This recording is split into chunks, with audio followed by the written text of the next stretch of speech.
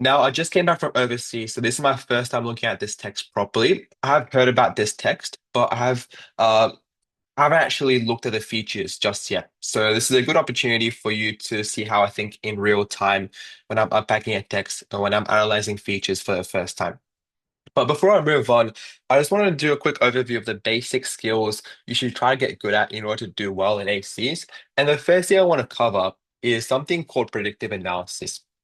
So as the name sort of suggests, predictive analysis is sort of where you just read this blurb or this summary that VCAR gives you at the start of every text to try to predict the ideas and the features in a text.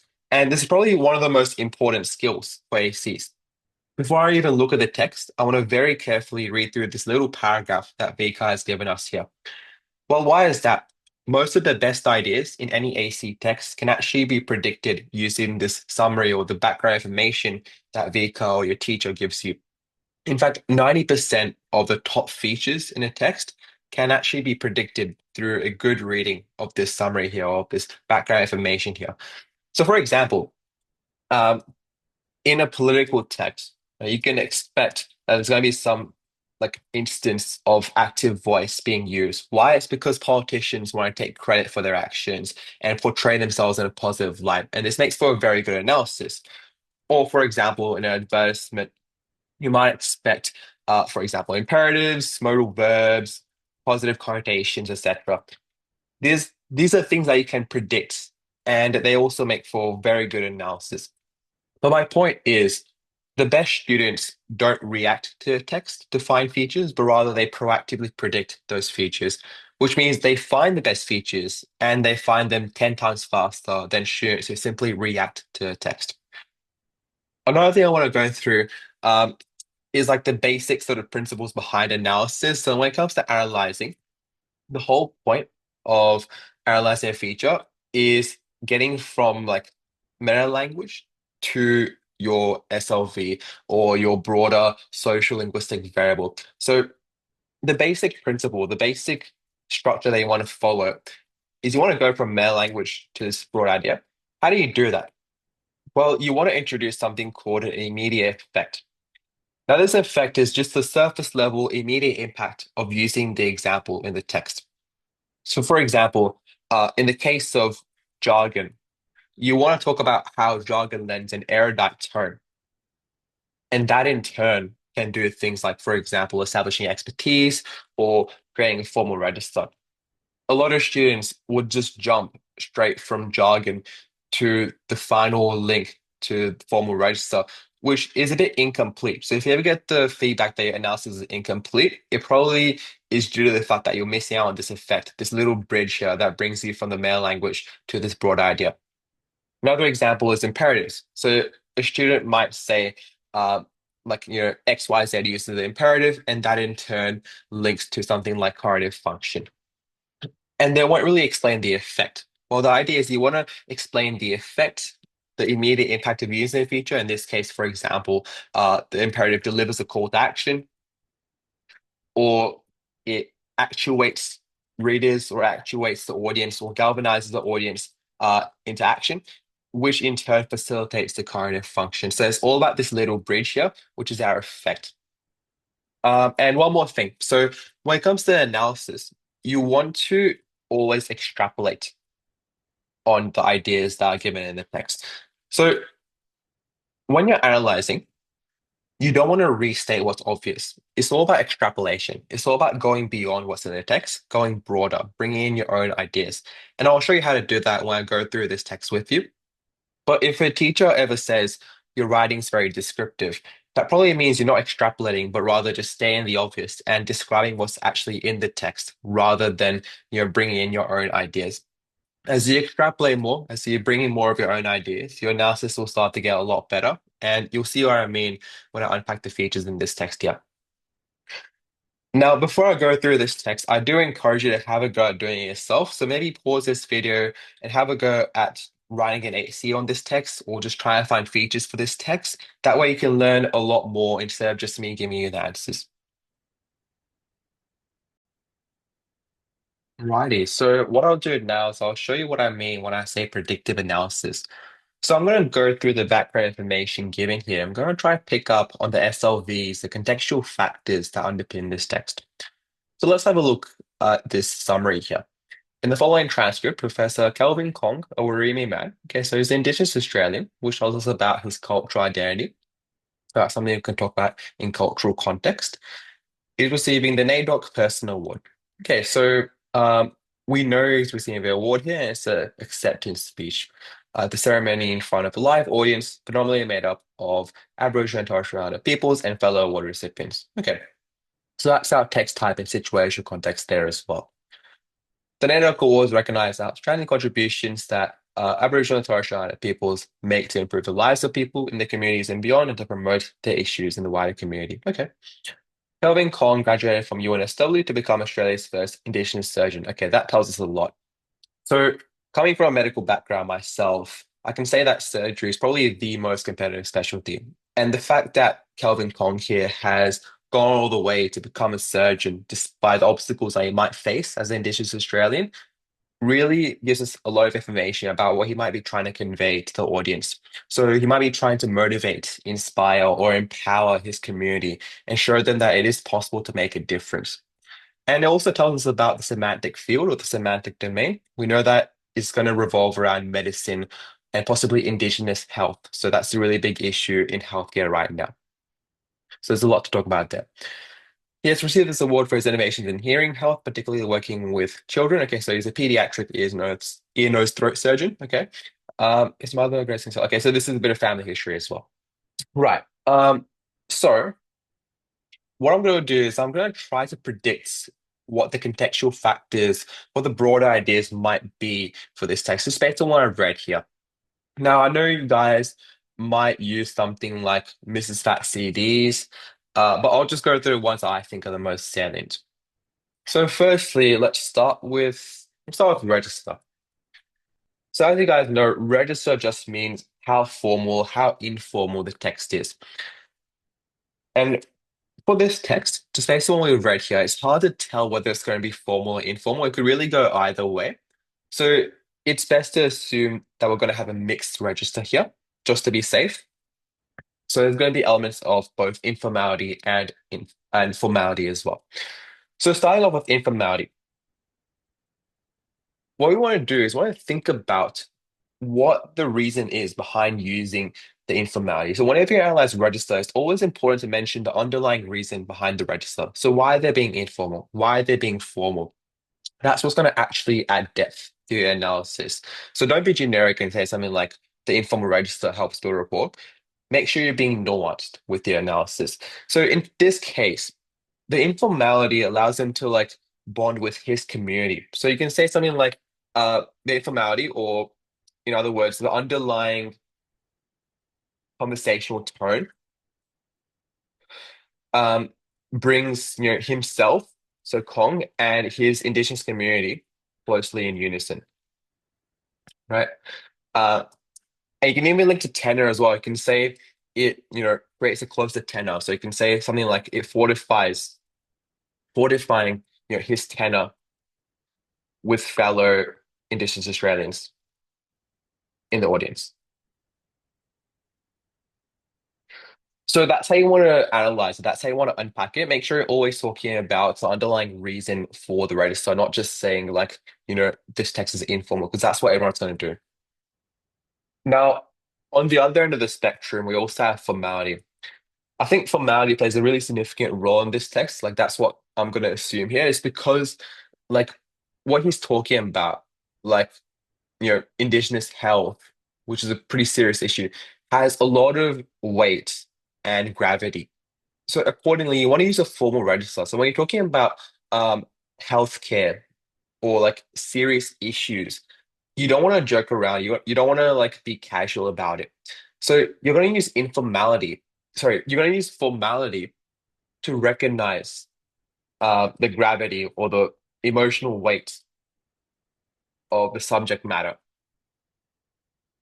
So that's one reason for using a formal register, other than, of course, establishing expertise, authority, social distance, etc., the generic stuff. It can also discuss how using a formal register also allows him to distance himself from those who are sort of in a way against him. So you can say the formal register also allows him to distance himself or reinforce social distance um, from those who continue to you know, uh, to neglect what he's talking about. So you can talk about Indigenous health here. So you can say distance himself from those who continue to neglect, systemic flaws or bias in the healthcare system. That's something you can predict based on the subject matter, based on um, like what we've read here. Now, moving on, let's move on to function. I think that's the next simplest thing after register. So in terms of function, we know that there's six function that VCA wants us to know. For like in my opinion, I think the most salient one is likely going to be an emotive function. So the reason for that is because it's an acceptance speech, you're going to expect a lot of emotions sort of coming into play in the background. So there's going to be quite a few emotions at play here. So for example, he's going to express gratitude for receiving the award, and also like he's going to express gratitude to those who have like supported him in his journey and those who make efforts to improve the issue of Indigenous health. So I think it's going to be pretty multifaceted. So like one of the ideas you can talk about here is gratitude.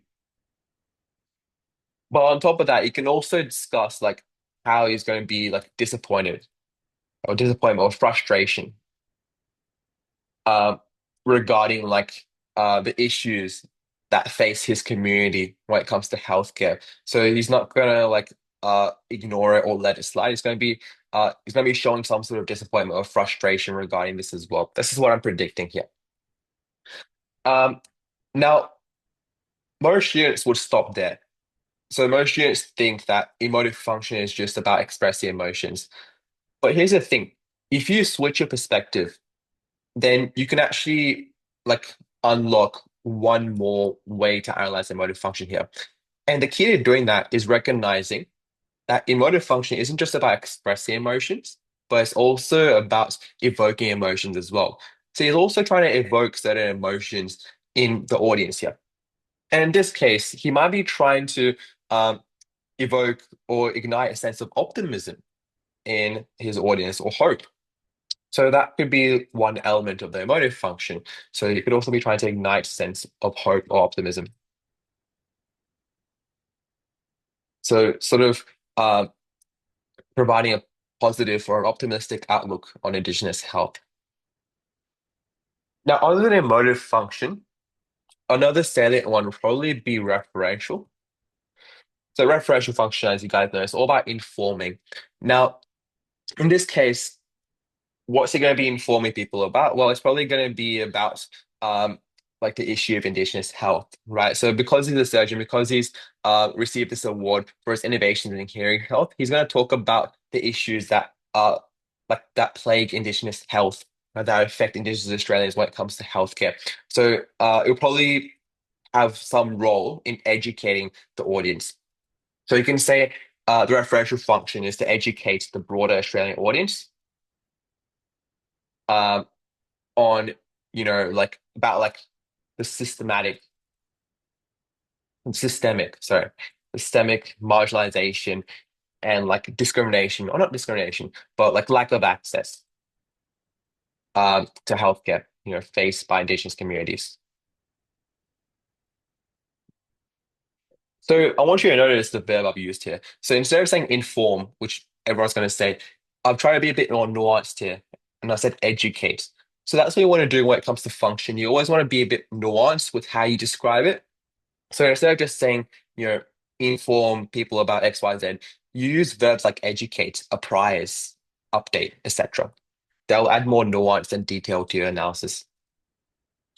Um, Lastly, I think a cognitive function will also work here. Yeah. So as you guys know, cognitive function is basically a way you get people to do something. In this case, what might Kelvin Kong be trying to do here? Well, he could be trying to get supports from Australians, right? He wants people to support him in his efforts to improve healthcare for Indigenous Australians. So you can sort of word it like this. So it's garner or canvas support from Australians to improve Indigenous healthcare or make inroads to Indigenous healthcare. So make inroads just means like make progress and like improve something.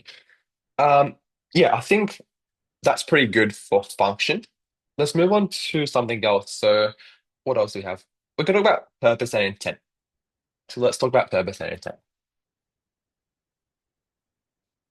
So in terms of purpose and intent, if you're ever stuck, if you ever want ideas, I suggest going to the study design and look at the dot points provided for Unit 3. So they'll give you a bunch of purposes and intents in the study design. It's not an exhaustive list, but it's a good starting point if you're stuck. So, like one of the dot points, it's like one of the purposes in the study design that's listed in the dot points of the study design is social harmony. So how you might be trying to promote social harmony, right? And also negotiate social taboos, right? In this case, like surrounding, um, like the marginalization, right? And um, yeah, like the marginalization of Indigenous communities, right? When it comes to seeking healthcare. It can even be trying to challenge these social taboos as well, right? Or confront these social taboos. So that's one purpose you can discuss there. So it's from the study design. Another thing from the study design that you can throw in is building solidarity. So you might be trying to like engender solidarity here or build solidarity. And solidarity basically just means uniting people through common ground. So some sort of shared goal or shared background. Um, so in this case, it would be to unite the Indigenous community, through a shared uh, vision or goal or resolve um, of improving healthcare, right? Healthcare outcomes. Yeah, health outcomes for Indigenous Australians. Yeah. Um, so I'd say that's pretty good in terms of purpose. But the thing is, like most shifts will stop there. And the difference between like a 40 plus and a 50 is that the 50 student thinks outside the box. They think creatively. They think deeply about what the author or the speaker is trying to do. And often that isn't encapsulated in these generic purposes from the study design. So what they do is they think of a more engaging, a more specific, more creative purpose instead of just using something from a study design. So if you want to think outside the box, if you want to think about what Kelvin Cole might be trying to do here, you might come across the idea that outside of promoting social harmony and gender solidarity, he would also be trying to empower people, like I mentioned earlier. So another purpose or intent they can talk about, a more creative one, a more engaging one, is he's trying to empower like Indigenous Australians, his community, right? Um, like who are like forced, to endure like all the like suffering in a way, like all the systemic bias, right? Um, or ineffective treatment that is caused by um, like the flaws in the system, the healthcare system. So he's trying to empower these people. So he's trying to give them hope. That's the nice intent they can talk about, a nice purpose. Um, Another thing you can discuss is how you try to sort of like raise awareness of like the issues that face like Indigenous health. So uh, you can say he's trying to raise awareness, or if you want to be a bit more fancy, you can say he's trying to expose or efforts, you know, uh, the unfair treatments of Indigenous Australians. Unfair treatment Indigenous Australians face in seeking professional health treatment.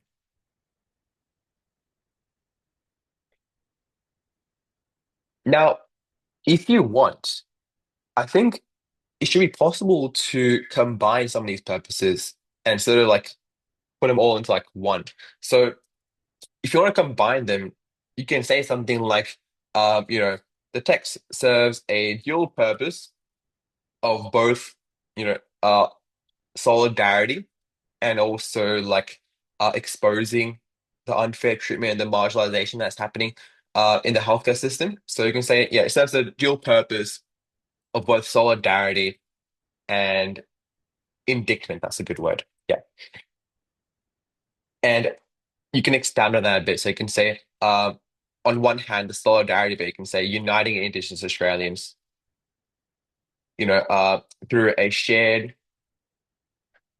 goal or shared result of improving healthcare. Whilst on the other hand, the indictment part, you want to also talk about that. So uh, you can say like whilst exposing the systemic marginalization faced by the community. So that's how you can word it if you want to like combine some of the purposes together. And I think that's pretty good for purpose and intent. What have I missed? Okay, so we can also go through cultural context as well. So we can also try to predict some elements of that. Now, I have a bit of an advantage here because I'm studying medicine and I'm learning about this stuff. But when it comes to Indigenous health, there are a lot of stereotypes that affect the way Indigenous people are treated. So, for example, a common perception is that Indigenous people, they cause their own, illnesses or poor health. But the truth is, it's actually due to systemic issues, systemic flaws, right? That mean the system is actually able to accommodate for the needs of Indigenous communities. So what Calvin Cole might be trying to do here is he might be trying to dispel certain stereotypes. I'm trying to dispel stereotypes that frame Indigenous Australians,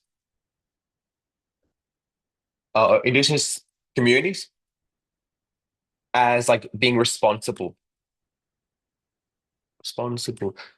for their own suffering, or when I say suffering, um, for their own bad or like poor health outcomes. You can even say pathologize. That's a nice word as well. Yeah. So yeah, cultural context is all about like views, values, beliefs, attitudes, stereotypes, identity, basically the broader like societal level stuff. So you can also talk about Kong's indigenous cultural identity. Indigenous cultural identity.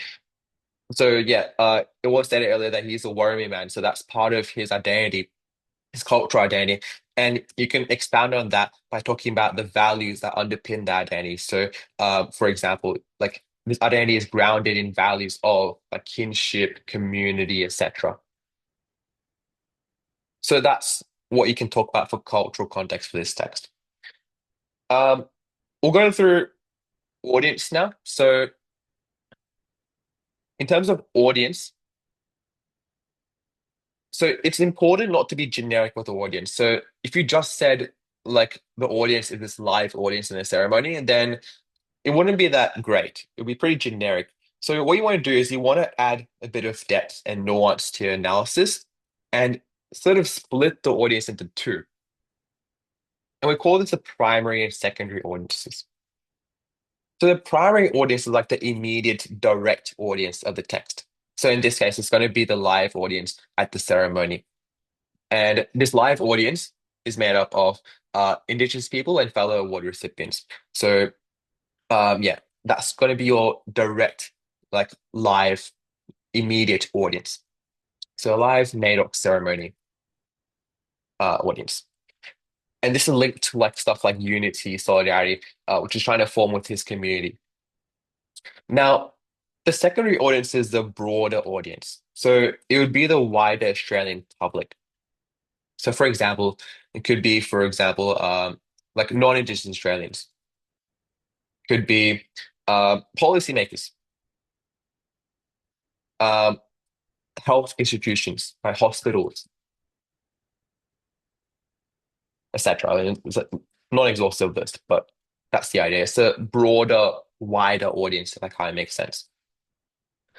Now, the audience is a target of your function, purpose, and intent. So that's how you want to incorporate it into your analysis. Um, Now, situational context should be pretty obvious. So I don't want to dwell on that too much. So you've got the setting being a award ceremony. You've got the semantic domain, the semantic field of healthcare. You've got the spoken mode, etc. So that's pretty straightforward. But hopefully you can see that we've gotten so much purely using the background information given by Vika. So it's pretty amazing how much you can do if you just think analytically and make the most of what you're given. So what I'll do now is I'll move on to the text itself and have a go at finding features. Okay, so let me just read through this text. Now, before I actually start finding features, I'm going to read the text and split it into sections so I know what each section is talking about and I can refer back to it when necessary. This helps you form a sort of map of the text in your head. So that's what you want to do whenever you're reading any text, always split it into sections first. Now, let me have a go doing that for this text. Banana queen, okay. Okay, so there's a few formalities here. Um, okay, so he's acknowledging people have also made an effort in this space. Okay, so we can link that to positive face needs. Um, okay, now he's talking about hearing health. Two-edged sword, okay, that's interesting. It's a metaphor. Okay, so we have one side of the sword here is happy, overjoyed. Okay, right. Okay, so two-edged sword is live in a country, resetting civil war background. Okay, now he's talking about um the sort of negative aspect of Indigenous health. So there's contrast here, there's juxtaposition here. So you notice that when he's going from one edge of this sword to the another, like to like another end, another edge, sorry, he's switching the lexis that he's using. So he's going from using words like happy and overjoyed to, appalling, sad, etc., ashamed, bad. So there's a bit of antinomy going on here, which is a very good feature to analyze. Um, okay, happy successes. Okay, so he's talking about like success stories, I'm pretty sure. So, okay, so one of his patients. Okay, so now he's giving us some like real life stories of his patients. Interesting. So that can be analyzed as well. Okay, our culture, our songs, and okay, this is a good example of parallels, and people can definitely analyze that. Um, okay, so paying respect to elders here. Okay, that's something you can analyze as part of cultural context, proper noun elders. Okay, and then he's finishing off the speech there. Okay, so now I have a general idea of how this speech is structured, what each section is about. Now, what I'm going to do now is I'm going to have a look at each section in more detail, and I'm going to try to find features for each section, try to unpack them too. So let's go back to the start. Now, I don't think there are many features that popped out here. Obviously, you can analyze some openings, formulate utterances, etc., but not too high yield. So I'm going to move on to some features that I think might be more interesting. So to decide which features, where to find the good features, I'm going to go to the sections that I think are the most salient in this text. And one section that really stood out to me was the part where it was talking about the two-edged sword. So I'm going to go to that section there. Okay, so hearing health is just so important. It's a two-edged sword. Okay, so this is definitely an example in itself. This is a metaphor. So I can definitely analyze that. So happy and overjoyed to be in the room full of such amazing people. Um, okay, the two-edged sword is that we live in a country, and I'm setting this award on the background of appalling e-health statistics. Okay, so there's a lot of negative language here. Right? There's a lot of negative connotations here, and we could definitely analyze that. So let me take a close look at this. Appalling e-health statistics. Okay, it's sad that we have to celebrate how bad our kids' ears are. Now that stands out to me. And for me, I think this would be a great example of irony. So we can label it as a declarative. Right? It's sad that we have to celebrate how bad our kids' ears are, but in essence, it's an example of irony because what he's doing here is he's sort of pointing out how we're, like turning something that's negative into like a positive occasion, right? So you're celebrating uh basically a failure of the healthcare system. And any form of contradiction is something we can like label using the male language term irony. So irony isn't just things like sarcasm. You can also analyze like any form of like contradiction that's surprising or even humorous to some extent. So what I'd do in this case is I would actually combine uh, the metaphor and the example of irony here because they sort of like together fulfill the same overall motive. And in terms of how to actually explain it, so I'd first combine those features, say, okay, the metaphor, uh, two-edged sword, uh, which is in line 17 and also I think, yeah, line 27. And the irony embedded in the declarative,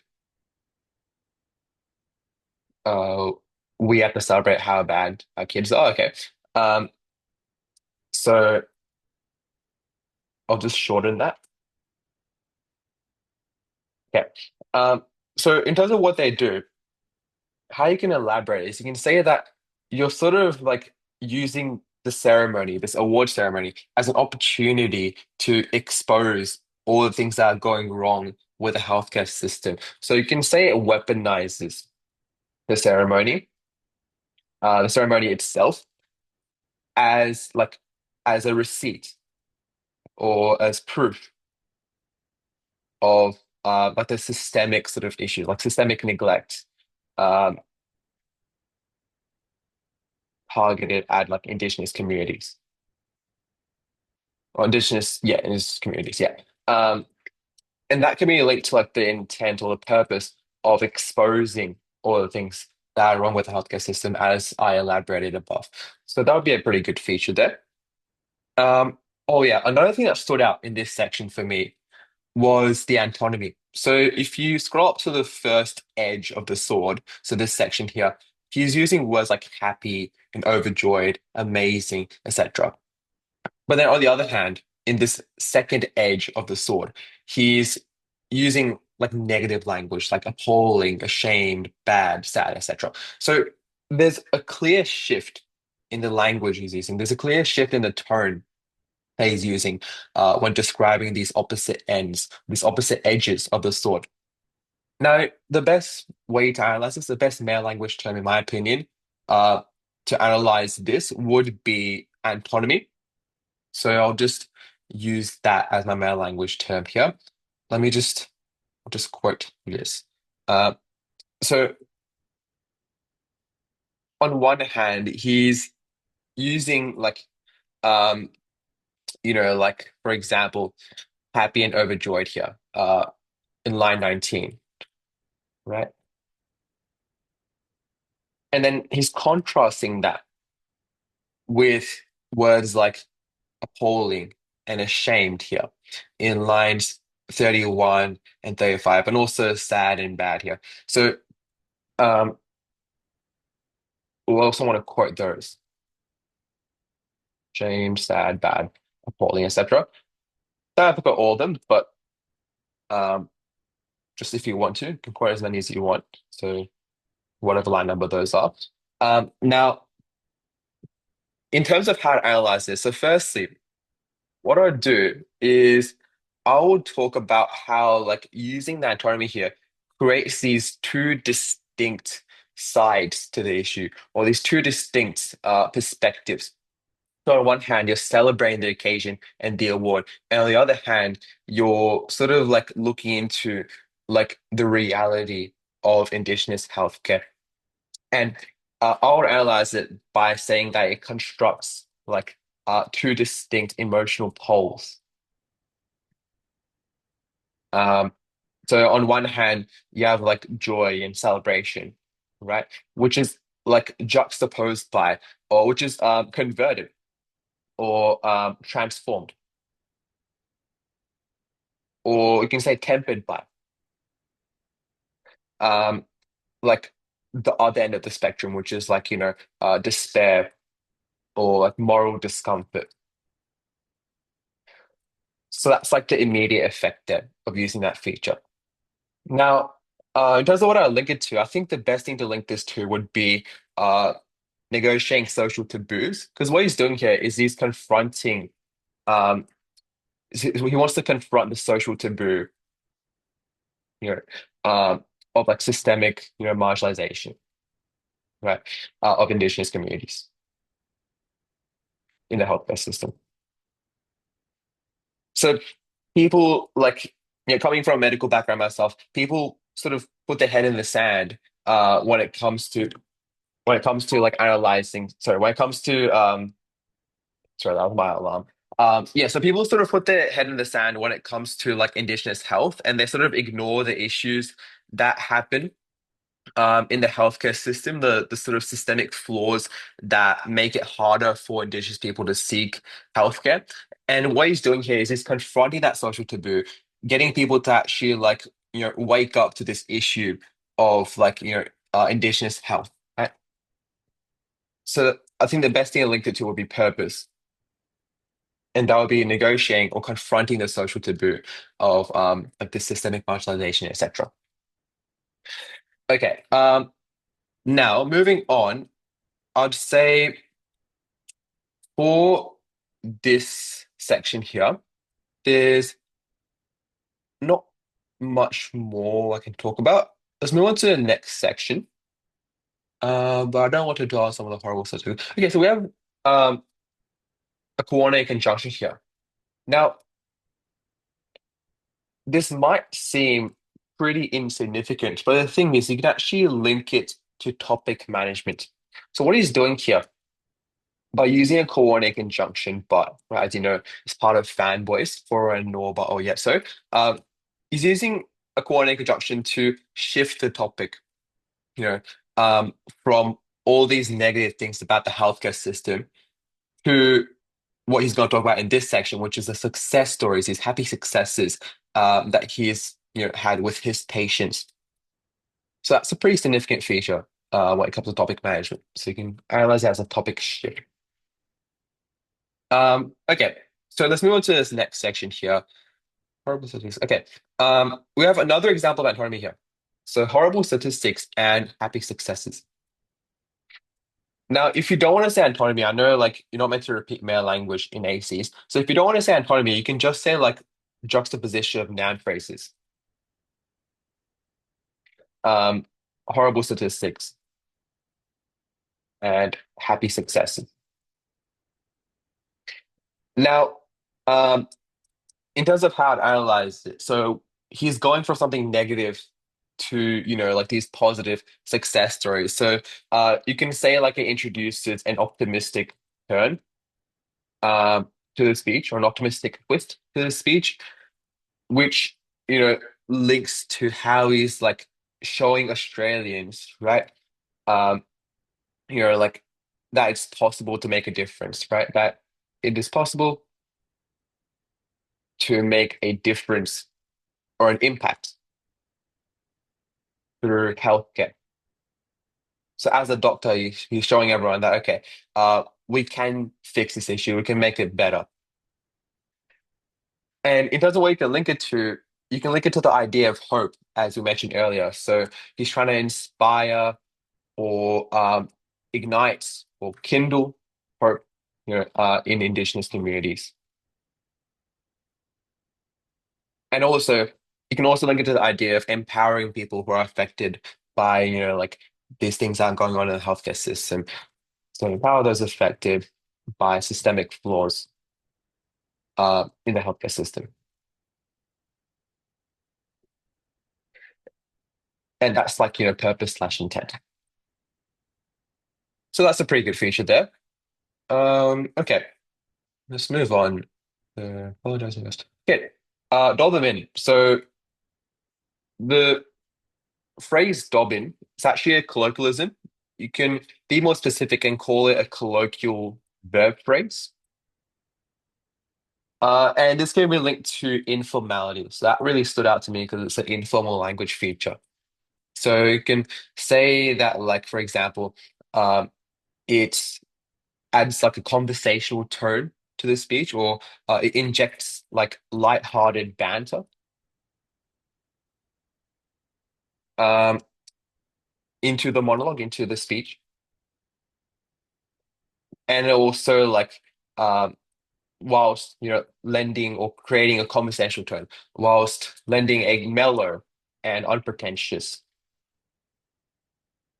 tone. That's a phrase I like to use a lot. Um, and that in turn creates an informality. So it eases the atmosphere and you know heightens or augments the informality. So that's a pretty good feature. Okay, so now he's actually giving us like the success stories of like his patients. So um Shazaya, one of my patients, is almost in sixth class, so told me about operation, my boyfriend. Okay. Yeah, and we have Trevor as well. Okay, so what you can analyze here, I'd say like the best male language here would be the proper nouns. Proper nouns. Shazaya and um Trevor.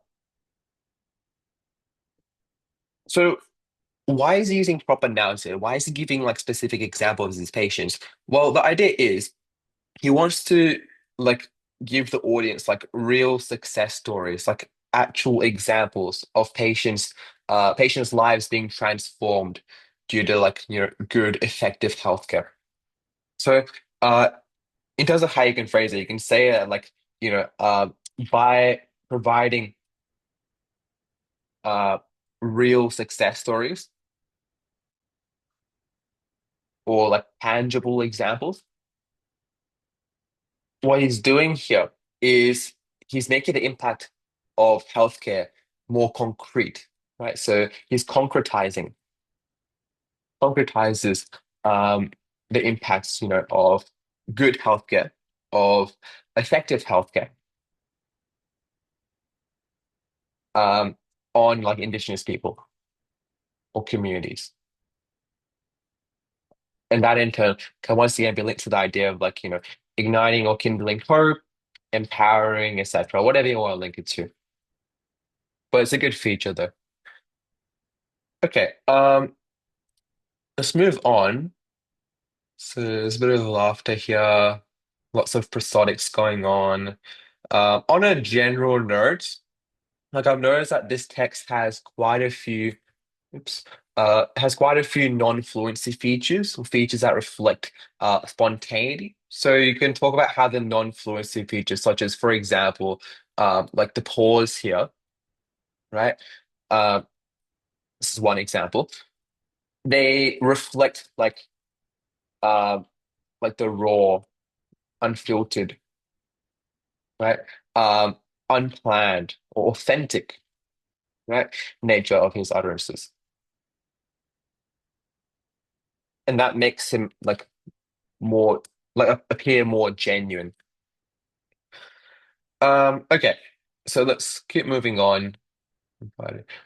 Another thing I'm noticing, um, yeah, another thing I'm noticing here is the words that he's using is a bit like they're a bit like elevated in a way. So if you look at confided and partake here, they're not words you'd use in like everyday casual speech. So they're slightly elevated. So we call it slightly elevated lexis, right? Like partake, um, and confided. So it's not proper elevated lexis, but it's slightly elevated. It's a bit more elevated than what you use in like casual everyday speech. And this is a feature of formality. You can link it to the formal register. Now, why is he doing this? Well, this is pretty interesting. Think about what he's talking about here. He's talking about like real patients who've had their lives like transformed, through healthcare. This is a serious thing. It's not something that you joke about. It's the subject matter itself has a lot of gravity and weight. So in order to align with that, he's using a formal register, and that's done through using slightly elevated lexis. Um, yeah, in terms of how I can explain that, I would say, like, for example, it instills, a sense of seriousness or solemnity. Solemnity. Uh, or you can even say credence. Credence, yeah. Which in turn heightens the formality of the formal register. Okay, let's move on. Oh, this is really good. Okay, so this is what I identified earlier when I was like splitting the text into sections. This here is an example of parallelism. Now that is a valid meta language term for this example, but if you want to be more specific, you can call it a parallel tricolon. That's the more specific meta language term. This is out of the study design, but like if you want to stand out, it's a good idea. So yeah, the parallel tricolon, our culture, our songs, our singing. Well, what does it do? Well, I find this feature pretty interesting because what he's basically doing here, right, is he's sort of implying that the effects of healthcare, like go beyond just like physical health. They transcend like physical health, right? But they also affect like culture and society as well. So, in terms of how you can analyze it, you can say like, firstly, like what parallelism does has like a accumulative effect. That's the immediate effect of parallelism. But in terms of what you link it to, um, you can talk about how like it implies that improving healthcare or improving like health or ear health in this case, if you want to be more specific to the text, is not merely like clinical success, right? It's not like it just affects physical health. It also affects other elements of your life, right? So it repositions healthcare as cultural continuity, right? Uh, it portrays healthcare as something that can not only improve the physical health of Indigenous people, Indigenous communities, but it also helps preserve their culture. It helps them maintain cultural continuity.